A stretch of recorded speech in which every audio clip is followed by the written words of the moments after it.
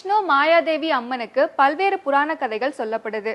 ஸ்ரீ விஷ்ணு மாயாதேவி அம்மன் இந்த பெயரே புராண காலத்துல இருந்தே இப்போ வரைக்கும் பயன்பாட்டில் இருக்கு. இவங்களுடைய கதையை பத்தி தெரிஞ்சுக்கலாம். கண்ணன் அவதரிச்ச கதை.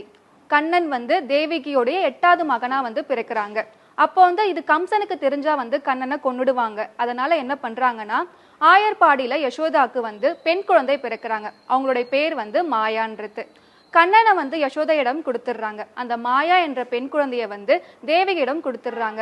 கம்சன் என்ன பண்றாருன்னா, இந்த குழந்தை தான் தேவகிக்கு உண்மையா பிறந்த குழந்தை அப்படின்னு நினைச்சு அந்த மாயா என்ற பெண் குழந்தைய கொல்ல முயற்சி செய்யறாரு. அப்ப அந்த மாயா என்ற பெண் குழந்தை ஆகாயத்துல தேவியா உருமாறுறாங்க. அவங்க என்ன சொல்றாங்கன்னா, கம்சா, உன்னை அழிக்கிறதுக்கான மகன் பிறந்துட்டான், அவன் ஆயர்பாடியில இருக்கான் அப்படின்னு சொல்றாங்க.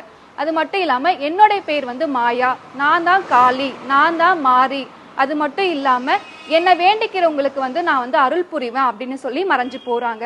இதுதான் ஸ்ரீ விஷ்ணு மாயாதேவி அம்மனுடைய வரலாறா சொல்லப்படுது.